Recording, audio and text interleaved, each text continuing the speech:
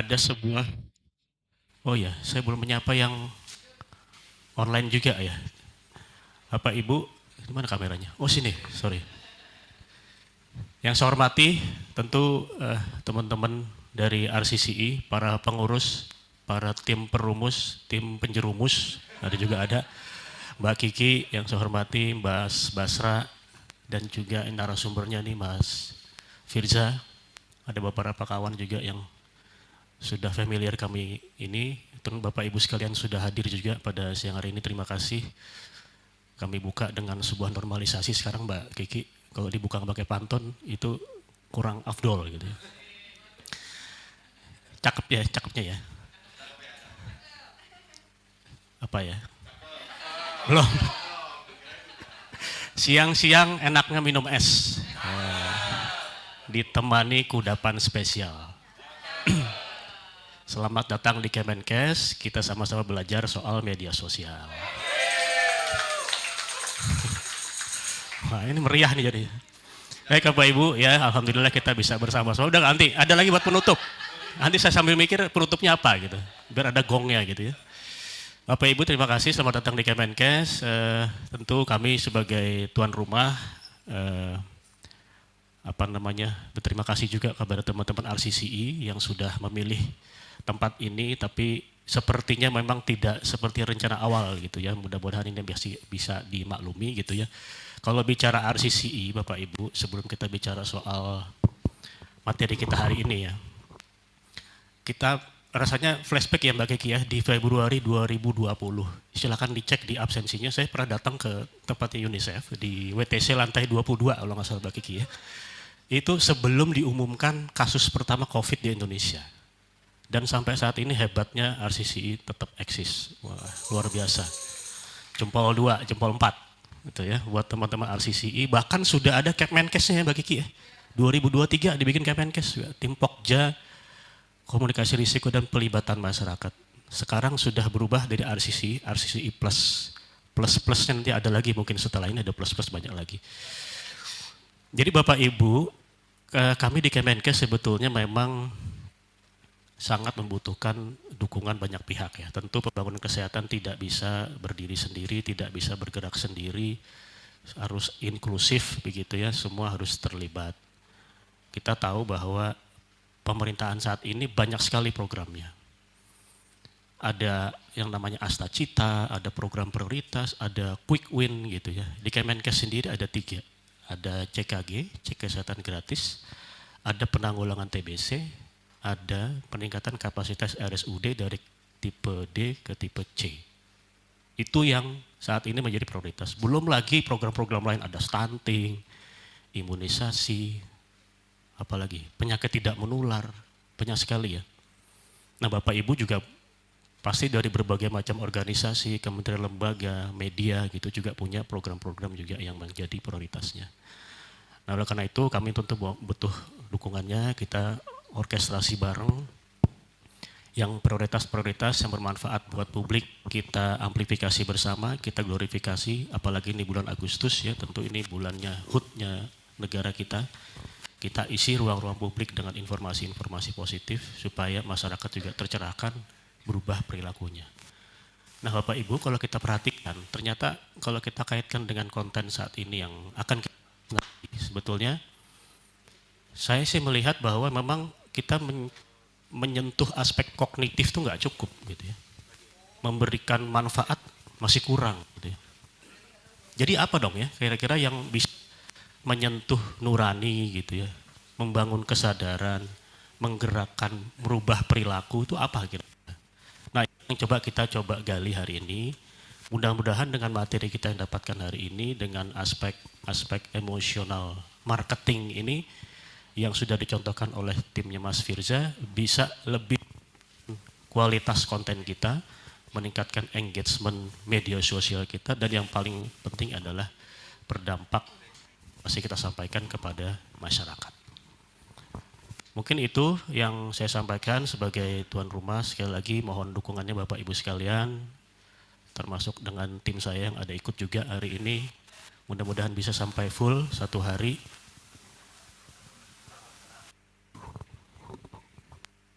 Dan tentu kita ya termasuk yang online juga, kita materi yang kita pelajari ini sebagai sebuah individu yang terus belajar, berkembang, itu sampai di bangku kuliah, tapi juga terus sampai akhir hayat, dan ini bagian dari upaya kita untuk sama-sama mendukung program-program pemerintah khususnya di sektor kesehatan.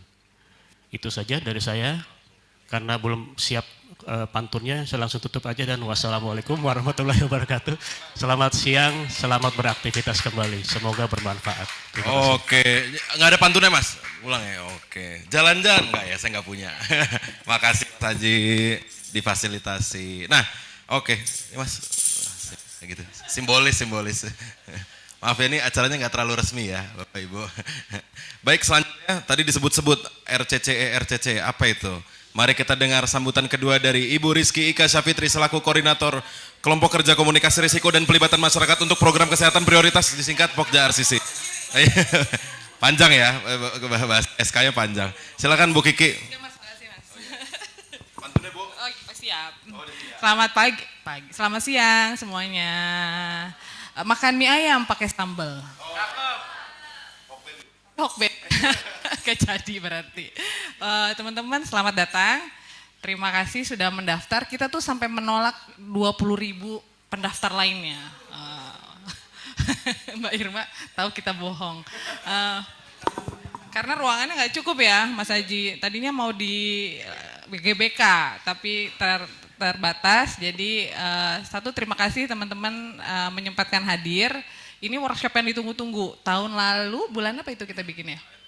Akhir tahun. Pesertanya juga banyak, terus banyak request bikin lagi dong gitu. Ya oke, kita bikin lagi sekarang.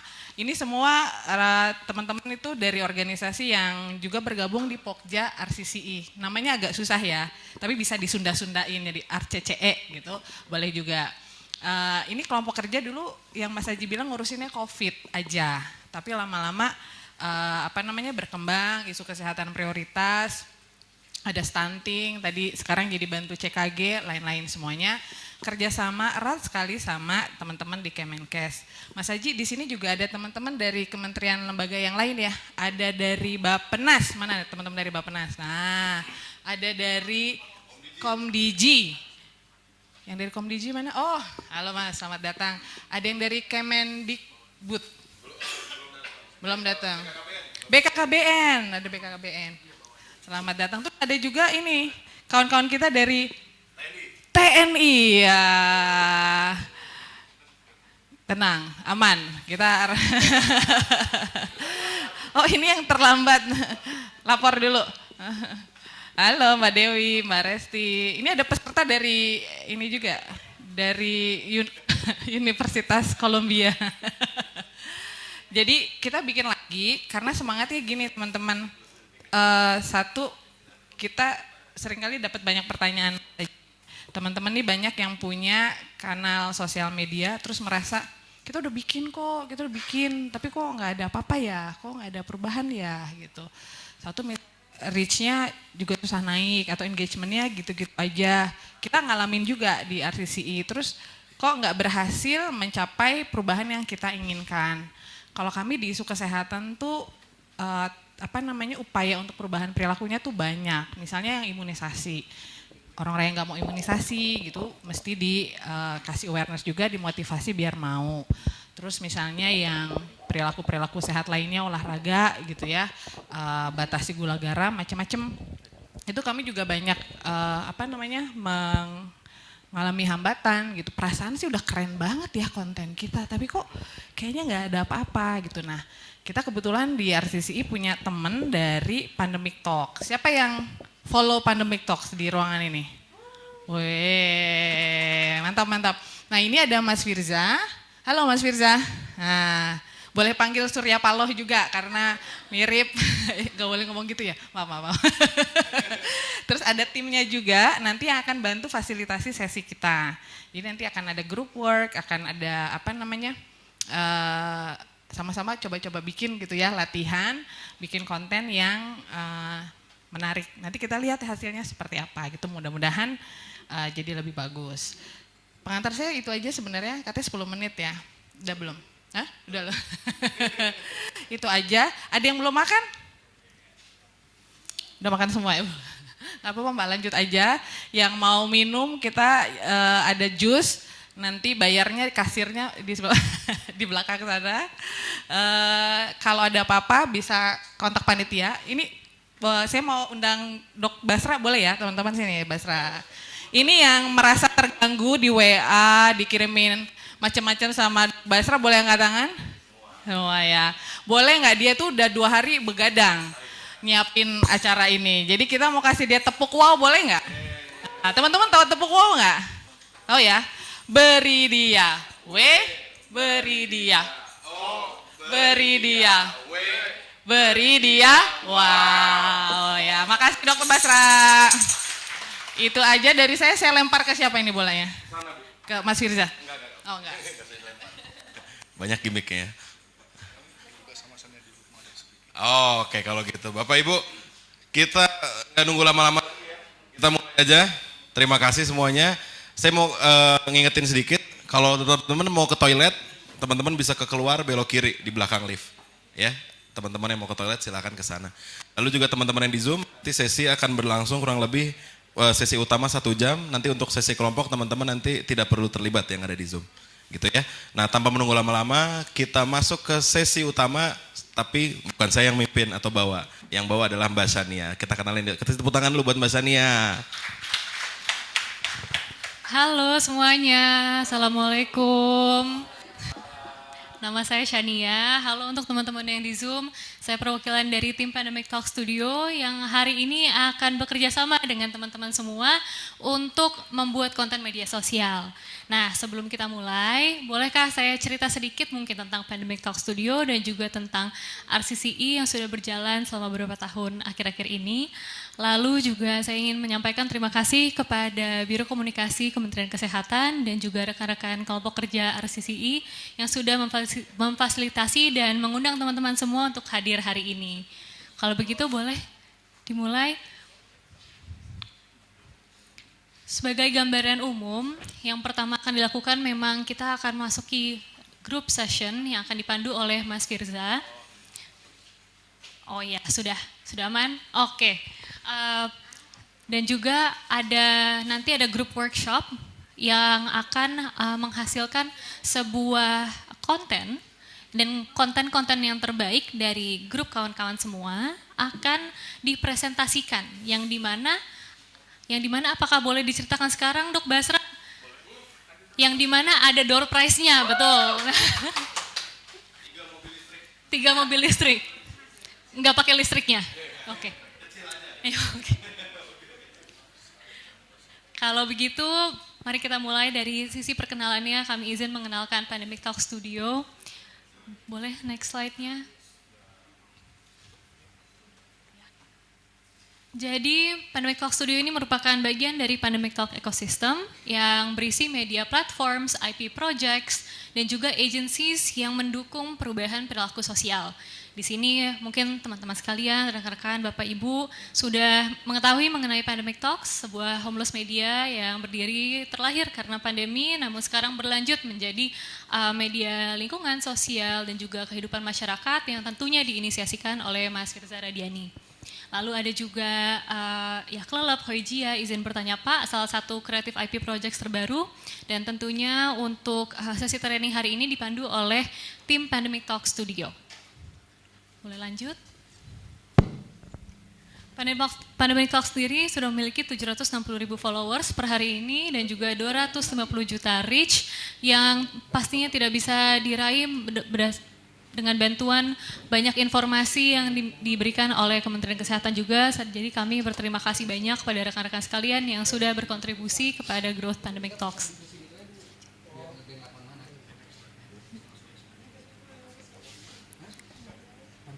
Oke, jadi kita mulai ke sesi utamanya. Di sini sekarang saya ingin bertanya, siapa yang dalam 6 bulan terakhir pernah datang ke puskesmas, sudah medical check up atau mungkin sudah cek kesehatan gratis? Boleh angkat tangannya?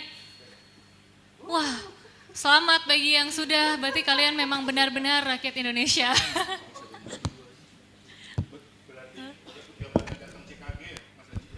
Belum banyak yang datang EKG berarti ya. Oke, Tes, noted tes. kalau begitu.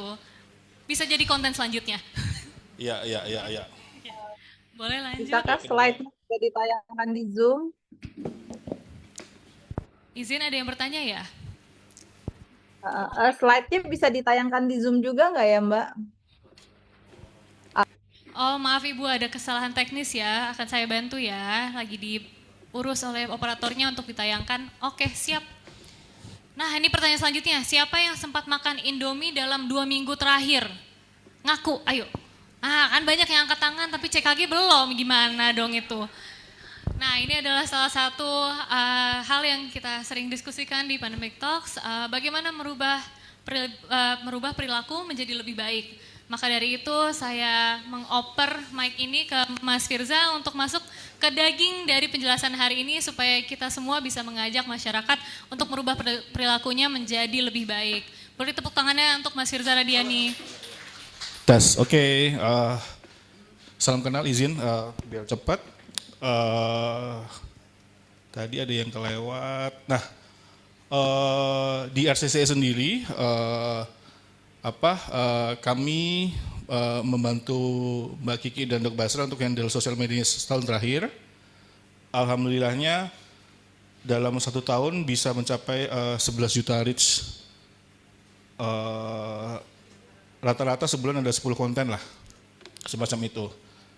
Ini juga kalau dibedah datanya,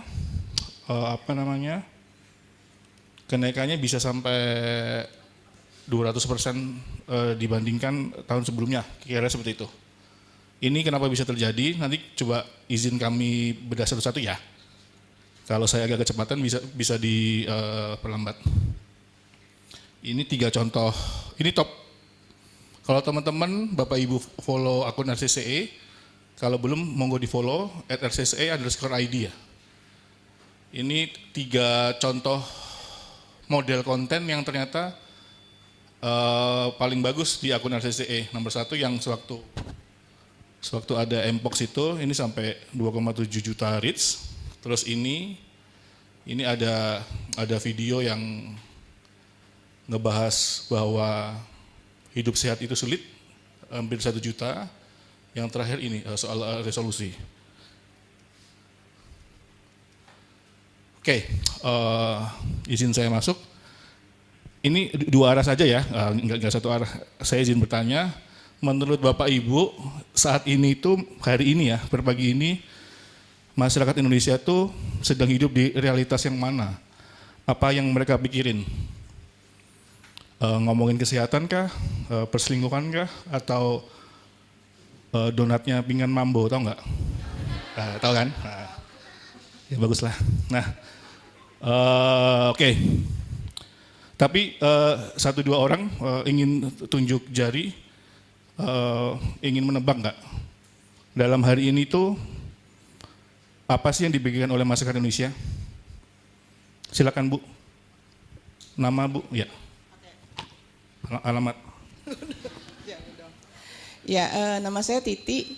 Kebetulan saya suka dengerin radio. Tadi habis kita ngomongin soal antara pengangguran yang berdasarkan BPS dan berdasarkan World Bank. Dan itu ternyata bedanya cukup jauh. Dan ternyata dari hasil ngobrol-ngobrol di radionya, ternyata memang realitanya banyak pengangguran. Jadi saya ngerasa bahwa benar juga sih kalau ternyata memang banyak pengangguran. Karena kan banyak pabrik, kebetulan lagi ngerjain kesehatan pekerja di tempat kerja, banyak juga yang tutup up and down gitu. Di sini nggak ada orang BPS kan? Oke. Berarti dari tone Mbak Titi ya, berarti cenderung tidak percaya dengan data itu ya? Oke. Nanti gantian lagi yang ingin bicara. Nah, pertanyaan kedua adalah, menurut Anda, apakah trending topik hari ini atau kemarin dari 3 social listening yang bisa dibuka semua orang, itu ada topik kesehatannya atau enggak? Ada yang ingin berpendapat? Silakan Mas. Dibantu Mas Sidki. Ya, nama saya Zain dari BPOM. BPOM, Ya, BPOM. BPOM. Oke. Akhir-akhir minggu terakhir ini terkait kesehatan tentang skincare atau kosmetik antara dua public figure. Namanya siapa sih, maaf? Gak apa-apa. Zain. Oh iya iya iya. Oke. Oh ya, itu kategorinya kesehatan ya. Kecantikan adalah kesehatan kan? Ya, betul. Ya ya ya ya. Oke. Oke, sekarang kita coba cek ya. Yang sebelah kiri ini TikTok tadi pagi.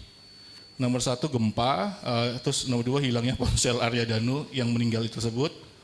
Saya nggak tahu ini apa, klarifikasi masalah sama Luke. Ini saya juga nggak tahu apa. Ini kita juga nggak tahu. Asrama Gen Z kita pasti juga nggak tahu. Manchester United pasti. Ini DJ Panda yang Erika itu kan. Ini ya pokoknya kayak yang gosip semua pada tahu deh. Miskah lahiran Pak Amuh nangis. Ini kayak Pak Amuh yang bapaknya anaknya itu kan ya. Iya, oke. Ini map Roblox buat foto kece. Nah, ini dunianya orang Indonesia itu sebenarnya ini. Terus ini Twitter. Twitter kan emang orangnya gitu semua kan. Ya, karena tadi malam ada peristiwa politik, ya pasti pemerintahan. Terus ada One Piece, ya kan. Karena mulai dilarang oleh DPR MPR. Terus ada nama Pak Presiden. Dari dua ini saja ternyata nggak ada kesehatan kan. Bahkan kayak padel aja nggak ada, ya kan? Itu nunjukin jauhnya realitas orang-orang yang ada di ruangan ini minimal dengan ada yang di luar. Artinya gapnya itu jauh banget. Terus ini Google Trend di Indonesia, malah ini tiap hari itu kayak gini sih kalau Google Trend Indonesia, isinya tuh kalau nggak soal agama ya sepak bola. Ratu Tisha itu PSSI kalau nggak salah. Intinya adalah dari sesi paling awal ini, saya dan kami ingin menunjukkan bahwa ternyata, ini saya ngomong apa adanya ya, kita semua mungkin praktisi di sosial media atau komunikasi di dunia kesehatan ya, dan circle-nya, tapi udah capek-capek buat konten, ternyata enggak. Ya tiap hari kayak gini.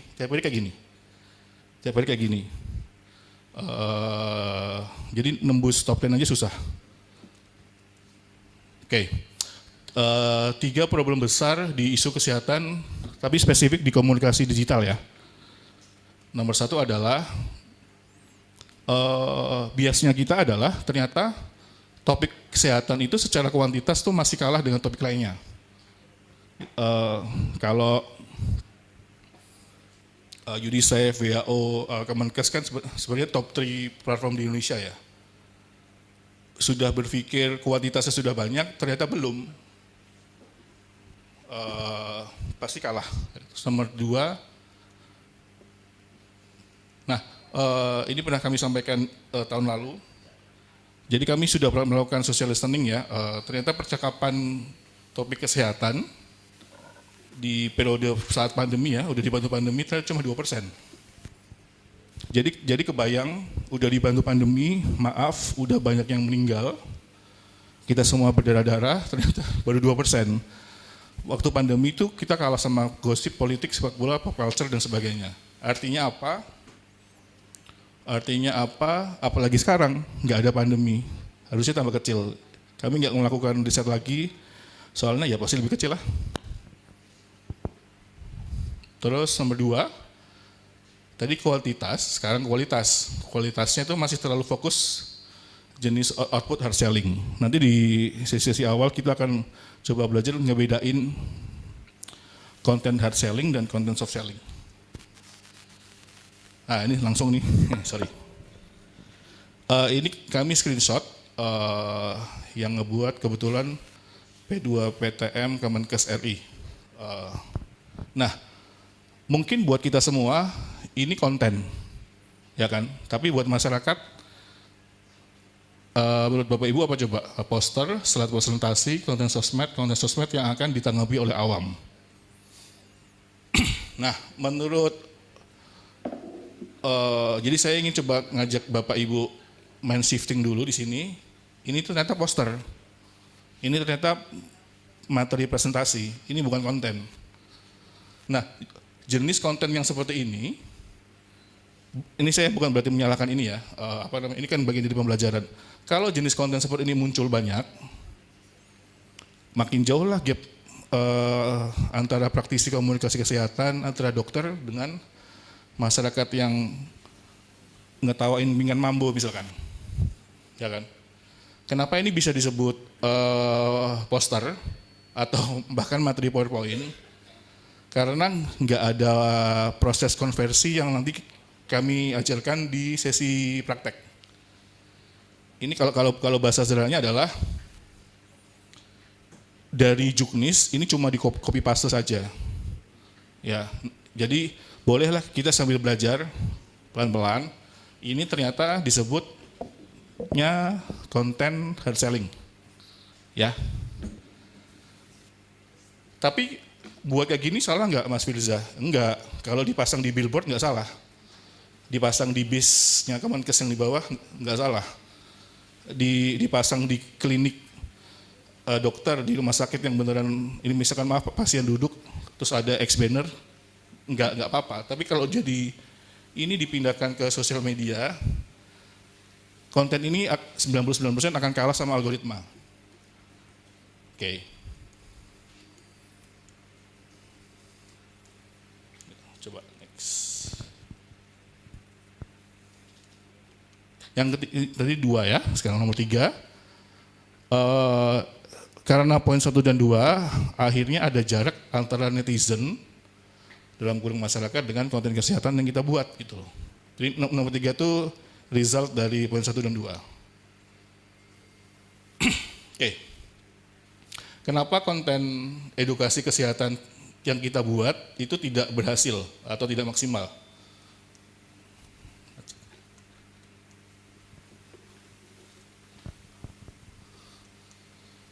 Oke, tadi saya izin ulang, mungkin karena kita belum bisa membedakan mana konten yang hard sell dan soft sell. Jadi sebenarnya salah satu output dari workshop atau training hari ini adalah Bapak Ibu bisa mulai ngebedain hard sell versus soft sell. Sehingga nanti ketika tim teknis atau ada vendor ngebuat hard sell, Bapak Ibu bisa nolak. Enggak, ini enggak akan laku. Hingga semuanya pasti jelek. Nah, konten hard sell itu sebenarnya menyebabkan audiens ngerasa jadi objek aja. Coba Bapak Ibu, Mas Mbak, kalau ada pasangan atau teman yang anggap kita objek kan sebel kan? Objek tuh kayak, ya objek kan kayak bukan manusia. Nah, konkretnya hard sell itu menyebabkan audiens itu kayak semacam berkata ke kita, lo tuh butuh ke saya kalau mau jualan aja. Jualan apa? Ya jualan program kesehatan kan. Jualan CTA-nya misalkan CKG, misalkan vaksinasi SPV gitu. Kalau terlalu banyak konten hard sell, publik itu akan menganggap platform tersebut itu lo kalau butuh sama gue aja gitu, dan butuhnya juga buat jualan. Sehingga analoginya adalah, ini kayak kita datang ke ITC Kuningan, atau Cempaka Putih gitu ya, atau Fatmawati. Jadi konten hard sell itu kayak mas-mas mbak-mbak atau koko-koko cici-cici yang jual di ITC. Beli handphone bang, Giordano gitu. Nah itu, analoginya seburuk itu. Tapi kan kalau di mall kan enak dingin kan, kita bisa lewat aja. Nah kalau di sosmed kan musuhnya banyak. Nah konten yang hard sell itu menyebabkan audiens merasa setiap tanda kutip sentuhan dari platformnya kita itu sifatnya transaksional. Artinya misalkan ada sebuah kementerian, Kemenkes enggak udah bagus. Misalkan ada sebuah kementerian, selama 2 tahun terakhir kontennya hard sell terus, foto-foto pejabat terus kan, salim, gunting pita, terus tiba-tiba dia ada program. Nah itu pasti gagal di sosmednya ya.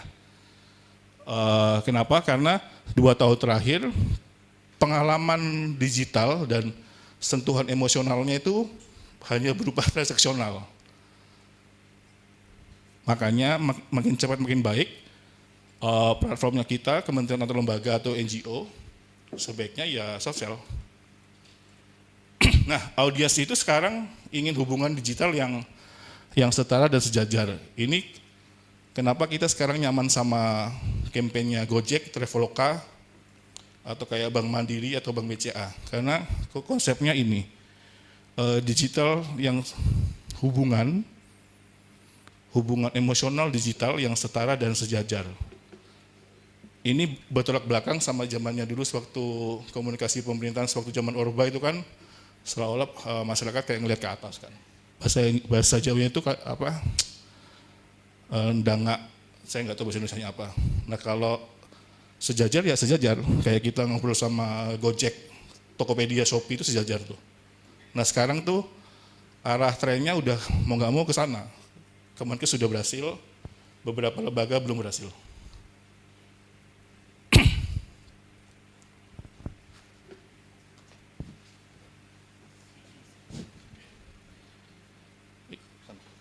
Oke. Jadi kita sebagai praktisi komunikasi dan campaigner itu sebaiknya menjadikan audiens sebagai subjek.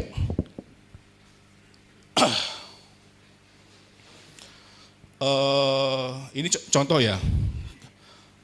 Kampanye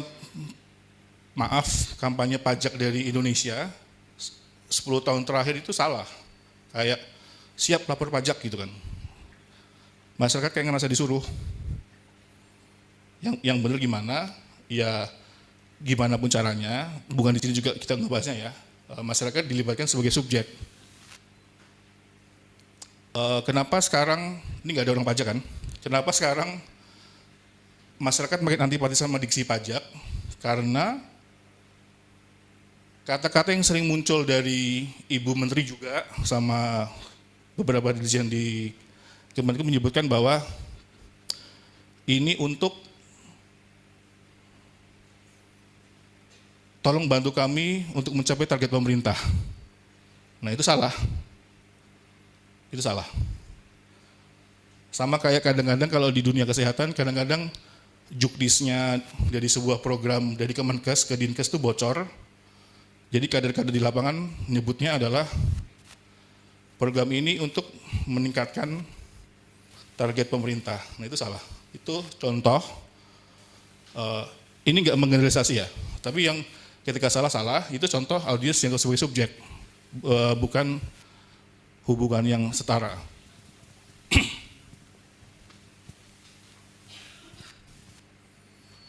Ciri-ciri konten hard sell yang terjebak,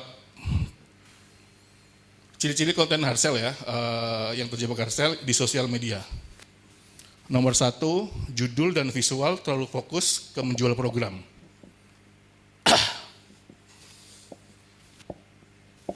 Jadi analoginya apa yang enak ya? Misalkan ada iPhone 20 nanti ya, iPhone 18. Nah, yang dijual itu fokus ke fitur-fiturnya, bukan ke pengalamannya. Atau kita sering banget ada kampanye-kampanye dari pemerintah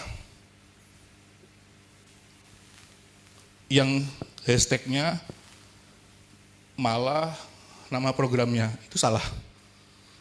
Itu salah total.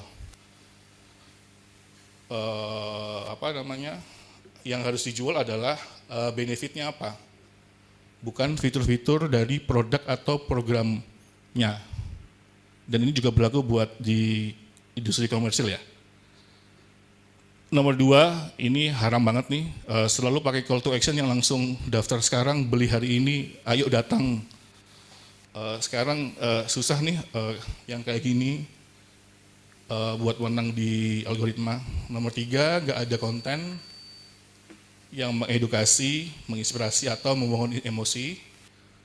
Nomor 4, saya seperti tadi awal, visual seperti poster iklan konvensional, bukan naratif atau engaging.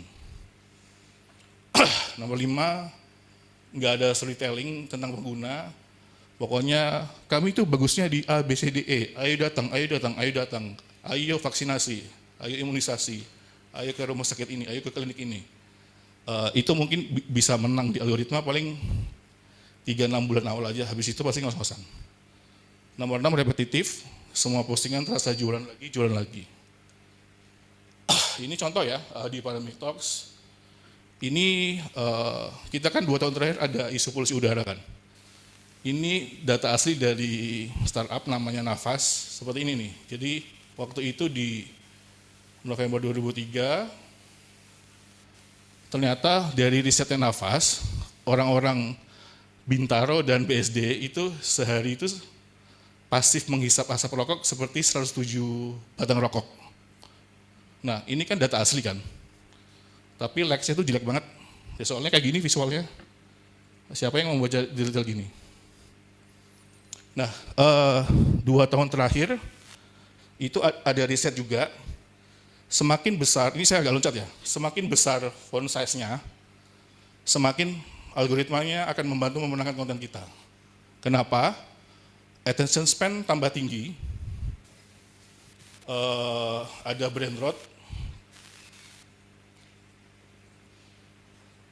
Kalau hurufnya sebesar ini, kayak gini atau kayak vokatif lah ya, itu orang cenderung berhenti. Ini ada risetnya. Sehingga tuh kalau Bapak Ibu tahu kayak Bapak-Bapak ID, ya kan, dagelan atau biasalah anak muda itu, ya Pandemic Talks juga, kita punya SOP font size. Tujuannya bukan buat gaya-gayaan, emang ada risetnya. Oke, saya balik ke sini lagi. Waktu itu ada serial si Jeng Yah ini kan. Nah, ini yang dinamakan emotional marketing. Tapi waktu itu kan ini beruntung ada si Jeng Yah ini. Jadi pintu pembuka emosional pertamanya kita pilih si serial ini. Dan kita cukup fokus aja yang paling atas ngejelasin yang ini. Apa namanya, 107 rokok dalam sebulan. Dan lalu ada layer yang terdalam lagi, kita sebenarnya sedang mempersonifikasikan rokok yang jahat itu kayak si, siapa namanya nih, laki-laki yang dicerita itu jadi kayak, maaf, kayak bajingan bangsat kan. Itu, jadi toksiknya, jadi kita ngebuat metafora, rokok yang jahat itu sama dengan laki-laki yang meninggalkan Dian Sastro ini. Oh namanya Suraja, ya semacam itu ya. Oke, ini contoh yang kedua. Ini dua-duanya dari Pandemic Talks juga. Ini kita post setengah jam tapi hasilnya jelek, terus kita remake lagi jadinya seperti ini. Ini kan kata-kata yang akademisi banget kan. Studi titik 2, Jakarta, Tangerang, Bekasi masuk top 10 kota terpanas di dunia. Waktu itu kan dia sampai sekarang ya. Bumi itu kan menyentuh titik 1,5 derajat tambah panas kan demamnya. Nah, kita remake, kita pakai jokes, kalau Bekasi itu kayak planet. Ya, tapi kan ini perlu riset social culture yang panjang juga, panjang dan cekatan lah. Ya kita juga udah sadar warga Bekasi kalau di jokes segini juga nggak apa-apa. Jangan sampai jokesnya jokes yang ya begitulah. Dan kita pakai sarkasme, kita tulisnya congrats, selamat. Ya kan, masuk kalau dulu kita zaman SD yang zaman dulu kan kalau masuk top 10 ranking kan selamat kan. Jadi congrats, salam maaf. Semacam itu. Nah ini baru, saya lupa berapa engagementnya, habis itu bagus sekali. Yang terakhir ini diskusinya bareng kakak-kakak tim perumus dari RCCE, ada Mbak Kiki, ada Mas Ibe juga di belakang, ada Mas Doni, Mak Budian, macam-macam, ada Mas Aji juga. Waktu itu kan kita ada kasus masyarakat nggak percaya sama ini kan, ada nyamuk yang baik gitu kan. Makanya kalau di lapangan dulu di mana? Di Jogja kalau nggak salah, Dinkes Jogja yang udah naruh baskom nyamuk sama masyarakat malamnya diambil. Waktu itu banyak hoaxer juga, yang muncul orang-orang itu saja, udah nyerang banget, udah nguasain TikTok. Jadi dari tim perumus RCCE kesepakatannya ngebuat bahwa kalau Yakult ada bakteri baik, kenapa nyamuk juga nggak boleh juga gitu. Jadi kita rebranding, nomor 1 Wolbachia itu nyamuk yang baik. Lalu dia kayak pahlawan, superhero. Dan ternyata di kartunya Upin Ipin, Malaysia waktu itu udah nerapin ini. Berarti bener dong, berarti metodenya bener dong. Gitu. Ya, jadi kami di tim perumus juga kaget loh, ternyata Malaysia udah nerapin cara ini gitu loh, meskipun nggak baik kata-kata baik ya. Nah setelah itu sejak ini diupayakan mungkin seluruh materi workshop, juknis atau mungkin izin press conference-nya di Kemenkes itu menyisipkan kata baik setelah Wolbachia. Ya semacam itulah. Apakah sekarang masih ada hoax-nya? Ya masih. Oke, akibat buruk dari konten yang kesehatan yang berjenis hard sell adalah capek. Capek kan, audiens capek. Kenapa sih Anda ngegembur saya pakai iklan? Jadi buat mereka, program-program kesehatan itu iklan. Mereka nggak butuh. Program kesehatan, program rumah sakit, program klinik, program ada vaksin baru gitu, itu iklan. Meskipun kita waktu diskusi ya, kita kan niatnya mau ngedukasi ya, enggak, buat mereka itu iklan, gangguan. Terus lama-kelamaan kayak tadi ya, persepsi platform jadi kaku. Kalau dibeliin terus, platform kita anggap sebagai brand ya, itu diasosiasikan tuh nggak premium dan nggak spesial. Yang paling buruk adalah akun kita nanti engagement-nya rendah secara organik. Kalau ini dibiarkan setahun, 2 tahun, susah nanti. Yang paling bahaya kayak saya izin ceritakan tadi, kalau sebuah kementerian, lembaga atau NGO 2 tahun udah hard sell, tiba-tiba ada program penting, itu cara ngebongkar algoritmanya susah sekali.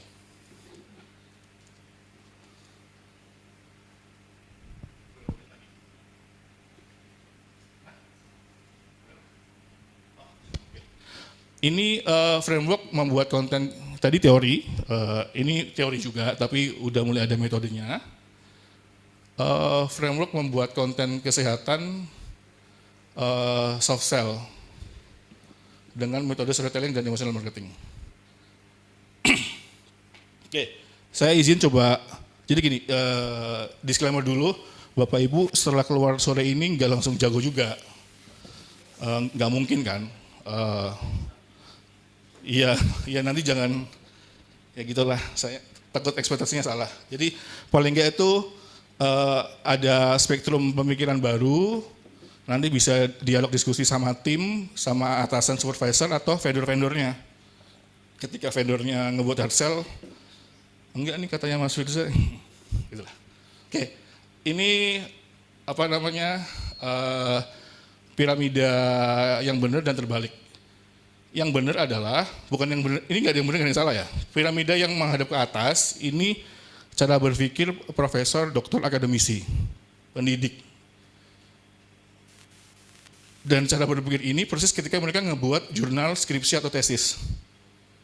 Dan itu plek-ketiplek mindsetnya di copy paste ketika ngebuat konten, baik video atau carousel, atau gambar ya. Sehingga kesimpulannya di akhir. Nah, masyarakat kita yang rata-rata IQ-nya maaf 78, nggak bisa nih, dia maunya kesimpulan di depan. Makanya dibalik. Ya ini macam-macam lah, menyebut effective sense communication, atau ini emotional marketing, atau apapun itu. Yang word saat ini adalah, kesimpulannya harus di depan, dan ada di 3-10 detik pertama. Coba bayangin, kalau kesimpulan di akhir, masyarakat kita yang tadi di TikTok seperti tadi ya, udah nyerah, nggak mungkin sampai halaman terakhir. Mereka nggak sabar, mereka mau mau tahu apa di halaman pertama. Oleh karena itu kayaknya 99% konten yang berhasil di Indonesia 5 tahun terakhir ya halaman 1 atau 10 detik pertamanya pasti kesimpulan. Ya, atau memang si konten kreatornya beneran ahli ngebuat clickbait sehingga orang bisa bertahan di selanjutnya. Ini juga ada framework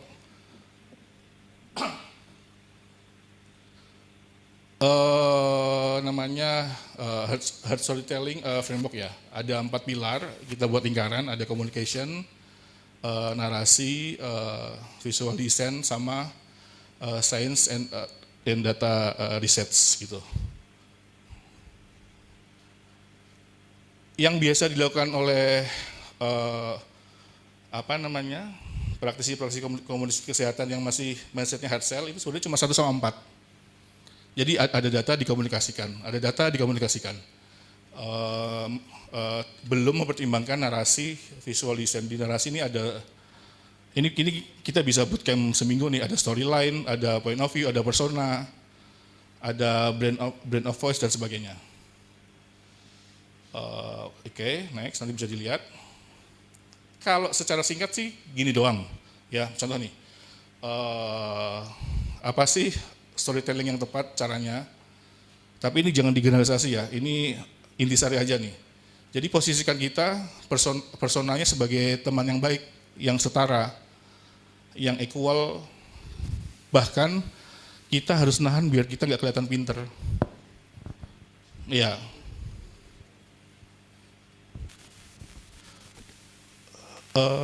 Selebgram dokter yang berhasil di Indonesia itu karena dia nggak pakai personanya dia sebagai dosen atau dokter.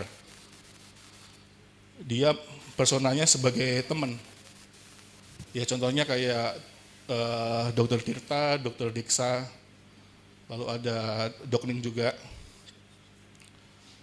Dan banyak dokter-dokter Gen Z baru yang muncul, itu tuh posisinya mereka, personanya ya. Mereka saya yakin ngebuat SOP persona, biar gimana caranya dia jadi nggak jadi dokter di konten itu, meskipun title-nya dokter ya. Nomor 2, pesan kuncinya cuma 1 atau 2.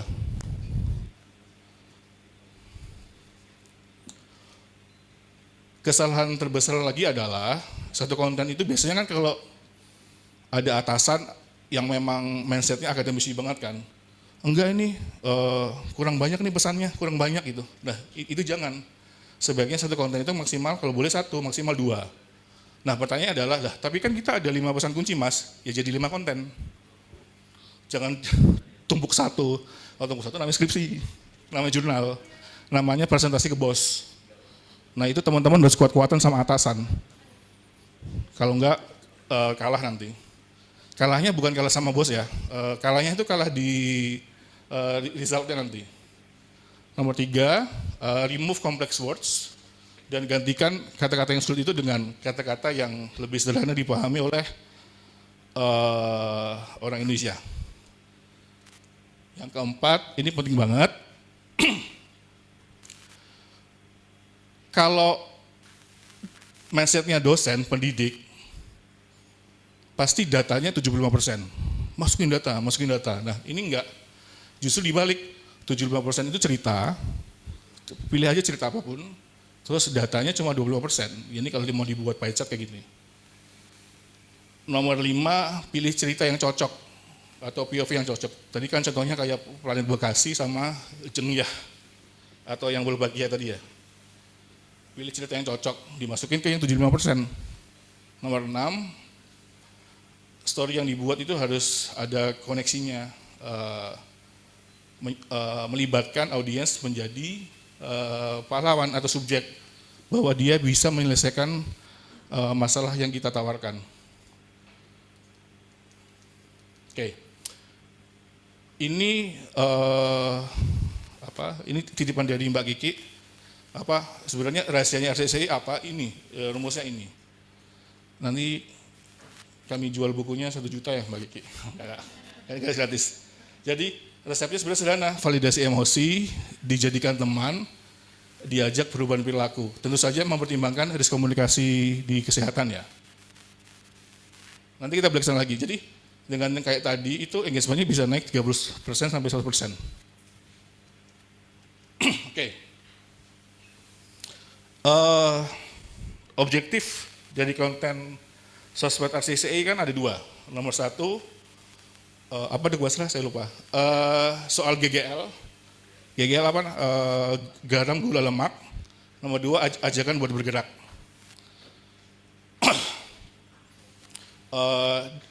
Waktu itu saya dibantu sama Mas Nathan. Ini Mas Nathan menjadi operator sekarang. Ya sekarang juga masih apa? Pasti teman-teman terkejut apa pintu masuk ini ya, pintu masuk ya. Door opener apa yang kami pilih biar dapat validasi emosi. Dan ini memang belum pernah dilakukan sama pihak lain di Indonesia sih. Jadi untuk isu GGL itu kita justru pintu masuknya adalah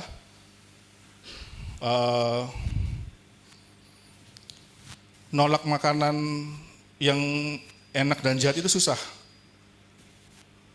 Ya, jadi kita jadi antitesisnya dokter atau personal trainer di gym, contohnya ya, atau ahli gizi lah.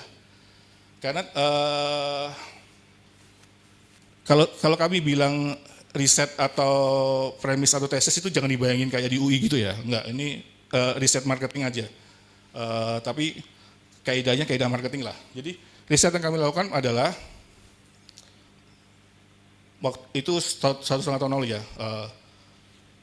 Jangan-jangan masyarakat itu nggak mau berubah hidup sehat karena ketika datang ke dokter disuruh-suruh terus. Iya, nggak pernah divalidasi bahwa nolak gorengan itu susah gitu. Nolak makan isobabat itu susah, misalkan ya. Nah, kita pakai itu. Meskipun ada aturan-aturan dari Mbak Kiki dan Dok Basra bahwa kalau boleh visual makanannya yang bikin orang enak ya, tapi juga enak sih gitu. Contohnya ya. Jadi kita coba pintu masuk yang itu, ternyata engagement-nya bagus ya, dan di kolom komen itu malah saling edukasi dan terjadi validasi emosinya adalah izin ya. Kayak gini kalimat-kalimatnya, iya lagi Min gitu, susah bener ya. Nah itu kan Bapak Ibu udah nonton film sore belum? Nah ya kan, untuk berubah kan harus merasa dicintai kan, anjay. Ya kan? Ya kan, nggak bisa disuruh. Nah ini belum ada film sore loh, kita pakai cara itu. Jadi biar mereka ngerasa dicintai adalah, tapi saya ngaku jujur saya masih gendut. Jadi paradoks, saya nggak ngerasa dicintai. Oke, nah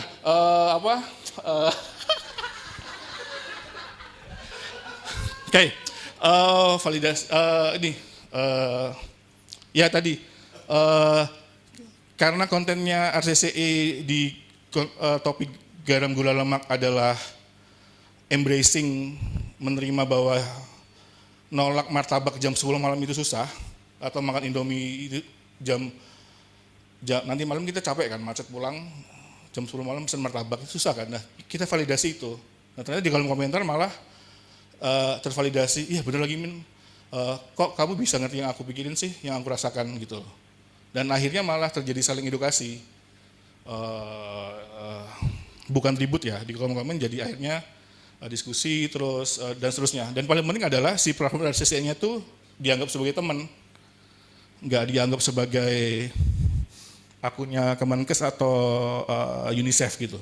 Padahal namanya juga nama formal kan. Itu. Terus hal yang sama juga buat gerak ya.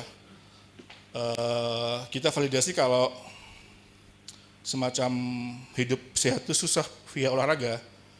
Kayak habis olahraga kita malah makan bubur di CFD gitu dan semacamnya lah. Itu. Tapi apakah semua kontennya seperti itu? Enggak. Jadi kita kayak bagi proporsi 80% yang seperti itu, 20% yang full edukasi. Habis itu kita diajak perubahan perilaku. Nah, coba teman-teman, Bapak Ibu bayangin, akun RCCE 1,5 tahun terakhir udah seperti ini. Nanti kalau misalkan ada campaign polio, ada campaign kanker serviks, ada campaign CKG, mereka nurut nggak sama akun ini? Cenderung lebih nurut kan?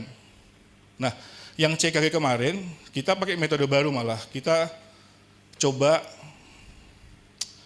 kita tabrakin sama zodiak. Jadi ini jenis-jenis olahraga atau ini kelakuannya zodiak Aquarius atau Virgo kalau ke rumah sakit gitu, semacam itu. Jadi di 3 bulan terakhir kita juga coba ngebuat konten CKG, cek kesehatan gratis. Validasinya adalah pakai zodiak, itu rame. Slide ini saya tutup lagi, saya izin ulang, ini penting banget. Coba bayangin, nauzubillah bin dzalik, nanti ada penyakit apa lagi datang, ya ini udah enak, udah dianggap temen. Jadi selama ini udah kayak nabung emosional. Oke, ini saya sebentar lagi selesai, nanti sesi kedua. Tadi kan agak fafifu wafeswos lah ya, bukan fufafa ya. Fafifu wafeswos. Oke, sekarang agak teknis nih, sebelum nanti sesi kedua akan dibantu oleh saya dan tim fasilitator dari Pandemic Talk Studio. Tahap-tahap membuat konten kesehatan sosial dengan metode storytelling dan emotional marketing. Nah, ini 4 tahap yang kita pikir ini benar ketika ngebuat konten. Topiknya dipilih, copy paste dari Juknis, pilih visual yang benar, yang cocok, kontennya diposting. Udah diposting, atasan senang, kita tenang. Tapi kok habis 2-3 bulan, kok yang komen cuma 2 ya, kok yang likes nggak ada 10 ya. Ya, ternyata nggak kayak gini. Karena kalau semuanya kayak gini, ya semua nanti bisa kayak, semua bisa besar nanti di Instagram atau di TikTok. Nggak sederhana ini.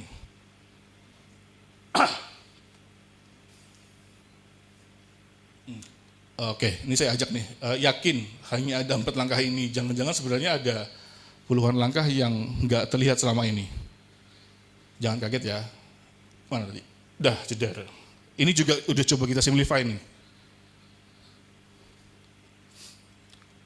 Kalau Bapak Ibu pasti kaget, nggak percaya. Konten-konten kayak Bapak-Bapak ID, Lambe Turah, Pandemic Talks itu dibuatnya kayak gini. Satu konten serumit ini. Tapi kan tahu-tahu jadi. Gampang mah gitu-gitu doang, coba aja. Contohnya ya. Atau ada dagelan. Ya, Bapak Ibu tahu dagelan nggak? Nah, ini Mbak Alika itu separuh kakinya juga jadi brand manajernya dagelan. Berdiri Mbak Alika. Ya, jadi akun terbesar di Indonesia itu sekarang dagelan. Nanti kita bisa banyak belajar. Nah, ternyata ada banyak, saya juga nggak ngitung nih. Ini juga udah kami simplify biar Bapak Ibu nggak pusing. Jadi setelah pilih topik, ternyata harus pilih data yang menarik gitu loh. Nah, kadang-kadang banyaknya Bapak Ibu itu memilih data yang nilai jualnya rendah. Nilai jualnya rendah. Kalau saya sama Mbak Gigi sering tuh, Mbak Gigi kayak, data apa ini? Iya sih benar gitu. Datanya nggak menarik gitu loh. Meskipun itu fakta ya. Nanti sama Mas Nathan, Mbak Alika, Mbak Sania dan kamu siapa namanya? Mas Sidki. Nggak, bercanda Ki. Nanti akan exercise, nanti dibagi 6 sampai 8 kelompok.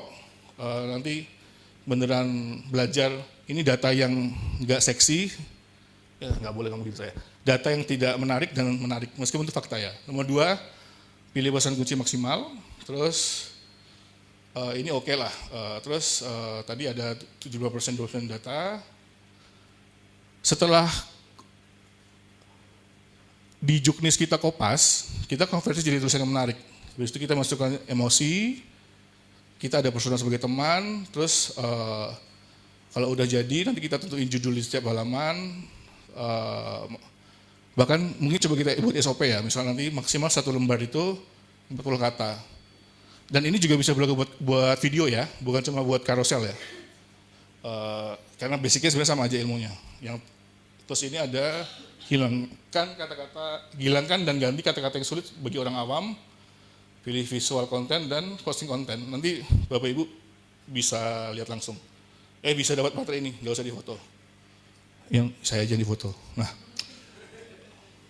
ini 2 slide terakhir sebelum pindah sesi. Develop content pillar itu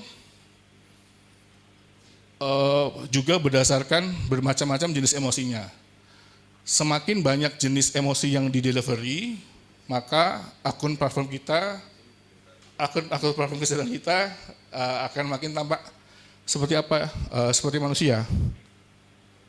Ini di sini maksudnya adalah gini.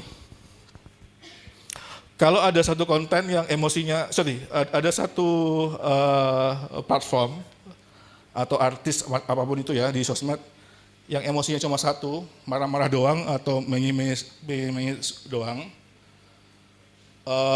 cepat atau lambat pasti akan stuck.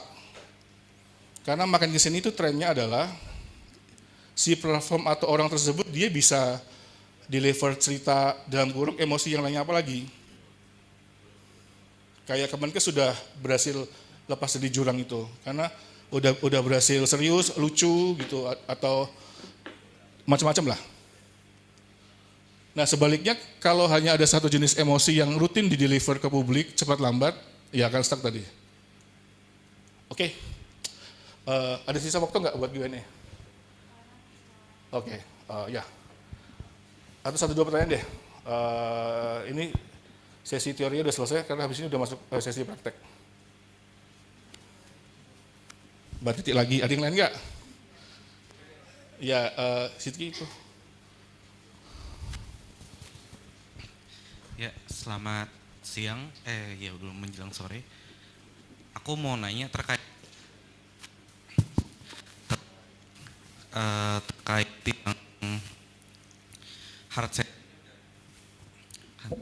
hard selling katanya kan nggak boleh selalu pakai CTA gitu. Sementara misalnya kalau di akun dari perusahaan aku sendiri gitu, kadang-kadang kita ada CTA-nya tuh harus tanda tangan petisi gitu. Bagaimana cara misalnya membuat CTA yang seperti itu terdengar seperti soft selling?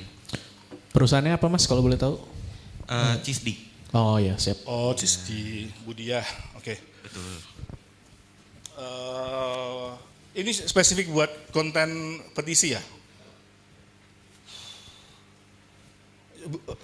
Mas izin saya dipancing, satu contohnya apa, maaf? Oke, contohnya kalau misalnya saya itu campaign itu adalah cukai minuman berpemanis dalam kemasan. Oh itu berat tuh, kalau judul gitu. Itu berat banget. Karena itu tulisnya pakai personanya orang pintar. Iya. Bagaimana kayak aku bingung. Kayak istri sama adik saya aja, ketika ngomong cukai gula gitu ya, cukai rokok nggak tahu dia, padahal anak Jaksel. Artinya apa? Kalaupun CTA harus di depan seperti itu, tadi cari sinonim kata yang lebih rendah. Jadi kan gini, ini bukan kelas sastra ya, setiap kata itu kan ada sinonimnya dan ada nilai diksinya yang sesuai dengan intelektual target yang mau kita tuju. Nah, saya sangat yakin yang paham sama cukai rokok, cukai gula itu ya orang-orang FKM doang, public head doang gitu. Jadi PR-nya adalah dicari sinonim kata yang nilai diksinya lebih bisa dipahami. Ini bahkan SOP-nya di kayak Pandemic Talks atau Homeless Media ya. SOP-nya kata-katanya itu harus dipahami sama anak kelas 4 SD. Dan memang Cici selama ini belum. Saya juga merhatiin kan. Kalau nggak percaya, Presiden Trump SOP press conference-nya atau ketika ke setiap state di Amerika itu dirubah menjadi biar anak kelas 3 SD menang. Makanya musuhnya kalah waktu itu. Sama Pak Prabowo juga. Makanya Pak Anies sama Pak Ganjar kalah. Nah di sini garis bawahnya adalah kita mau kelihatan pinter atau mau memenangkan campaign. Itu sih. Jadi kalaupun CTA di depan is okay, kan petisi, tapi coba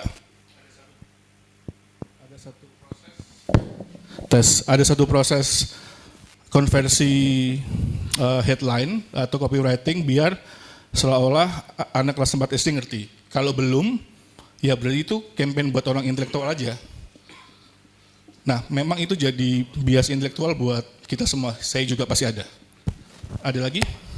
Selain Mbak Titi? Ah, itu. Oke.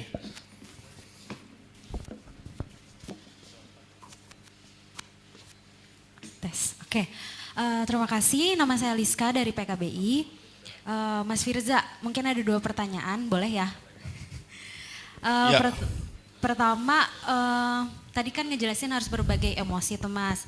Terus misalnya kita mengeluarkan emosi negatif gitu, termasuk juga misalnya konten-konten yang sensitif. Contohnya Mbak Liska?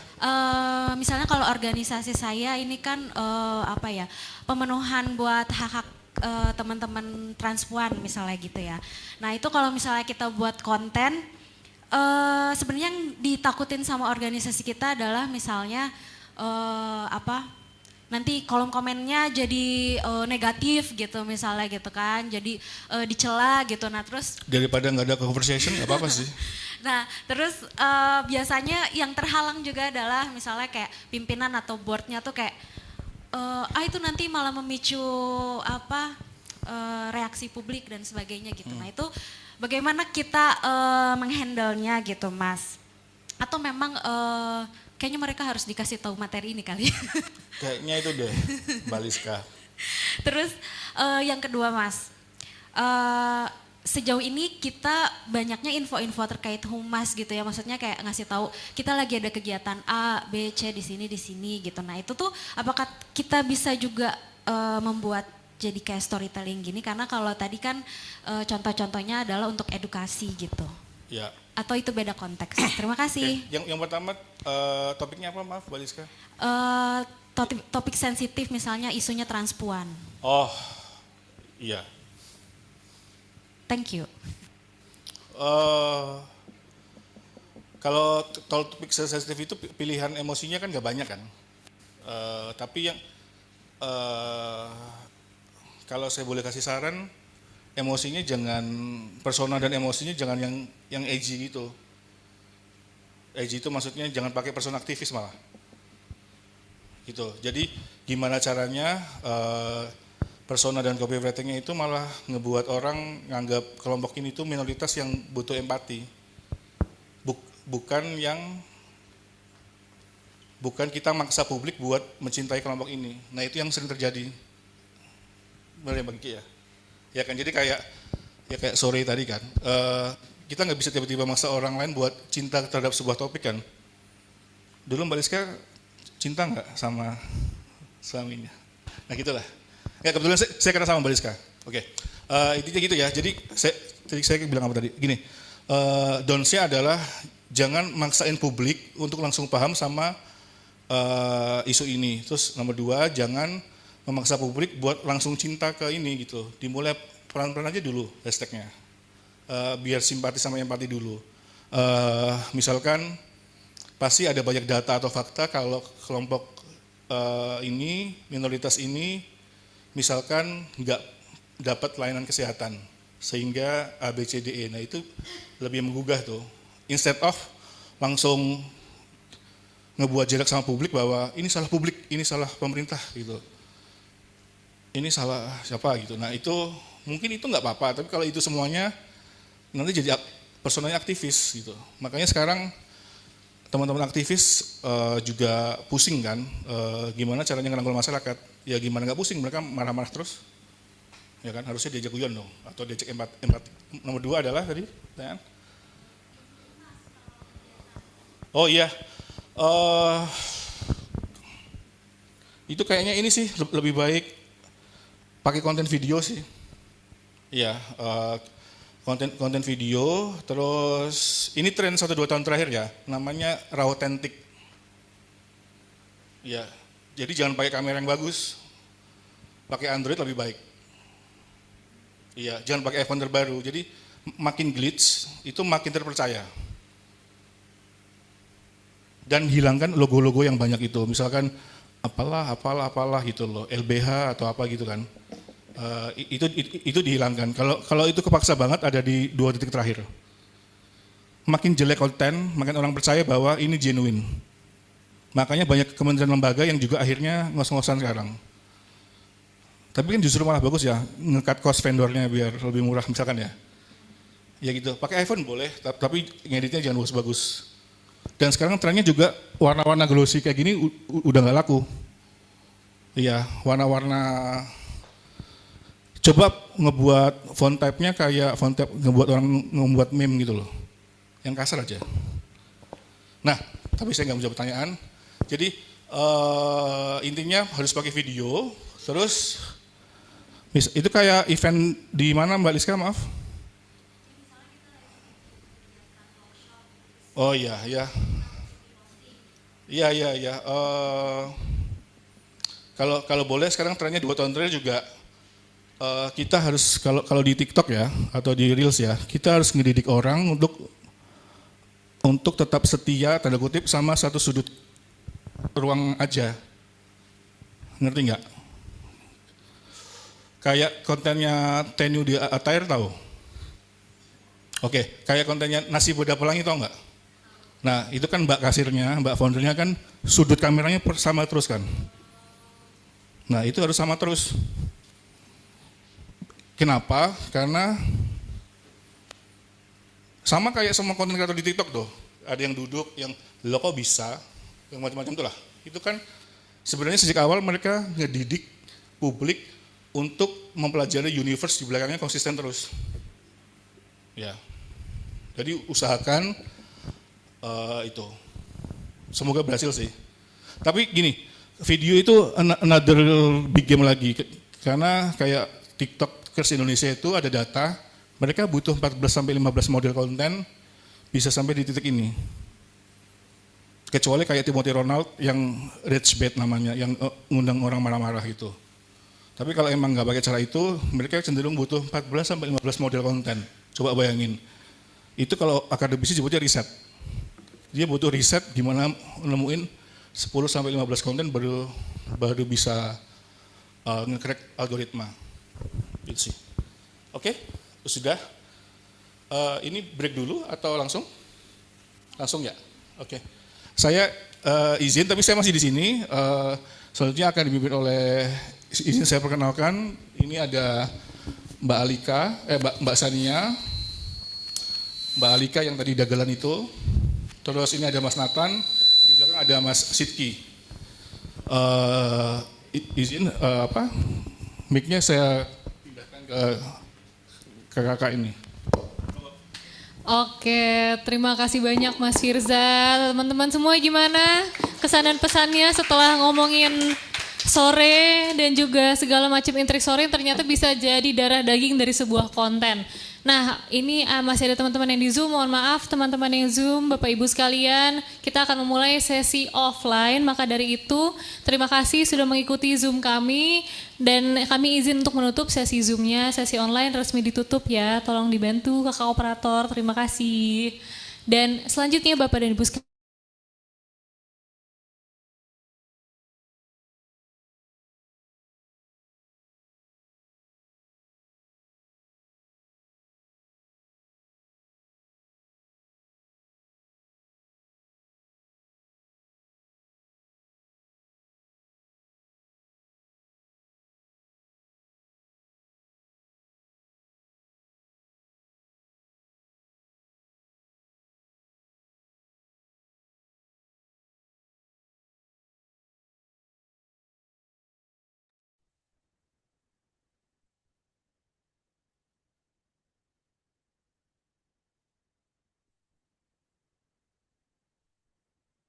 Sesi Zoom-nya udah selesai ya Bapak Ibu?